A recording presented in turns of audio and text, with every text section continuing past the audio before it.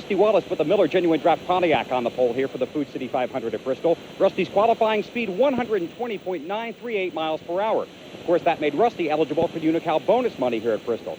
There were several minor incidents during practice, but there were two major crashes. First of all, Dick Trickle crashed the Carolina Pottery car. The pin was left out of the steering wheel. That car was destroyed. The team worked right up until race time trying to get a backup car ready for the event. Bobby Labonte also crashed the Maxwell House Ford. He needed a new front end. Both Labonte and Trickle took provisional starts.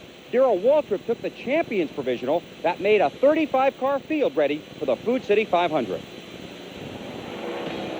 Today's Winston Cup highlights are brought to you by Texaco Haviland. Add more life to your car.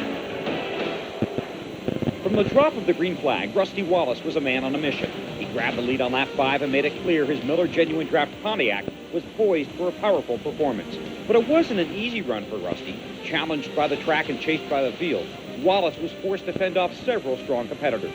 The 500-lap race was slowed by 17 cautions.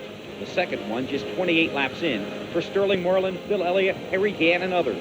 More than half of the field found Bristol's high banks and hard walls, a frustrating combination. For the first 200 laps, Dale Jarrett, Mark Martin, Dale Earnhardt, and Kyle Petty were consistently quick and competitive. But one by one, the tight track trimmed the list of contenders, electing Ken Schrader, Rick Wilson, and Jarrett. His day ended on lap 207 after contact with Bobby Hillen. Dale's dismay was well displayed during the ensuing caution, and Jarrett was parked by NASCAR for the remainder of the day. It was a dismal day for several drivers. This multi-car incident in Turn 2 slowed Ted Musgrave, Brett and Jeff Bodine, and a strong-running Michael Waltrip. Rookies Bobby Labonte and Jeff Gordon also had their problems during the race. The final 300 laps were a Bristol shootout between Wallace, Earnhardt in the Goodwrench Chevrolet, and Martin in the Valvoline Ford. All three had strong cars making a solid run, and each took a turn at the lead. But Wallace moved to the point with 125 laps left and never surrendered the lead. Fueled during lightning-quick pit stops and emotionally charged by the loss of his frantic competitor, Wallace pushed his Pontiac and pulled away from Earnhardt and a fading Martin. Petty's Mellow Yellow crew cashed in on a late caution for an extra set of tires, and in the closing laps, surged from 5th to 3rd. Jimmy Spencer finished 4th, Davey Allison was 5th. But no one could catch Wallace as he picked up his second win of the season, edging Earnhardt by 0.8 of a second.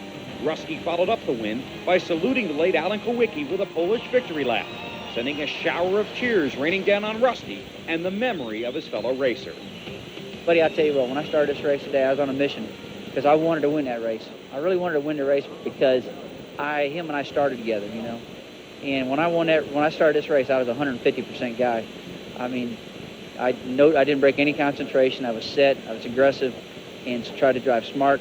And when I won that thing for Kowicki, I said, I don't want this victory to overshadow what happened to him. And when I took the victory lap backwards, it was just for him. That's what he's always done.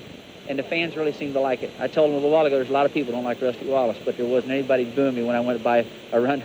You know, they remember now on that deal.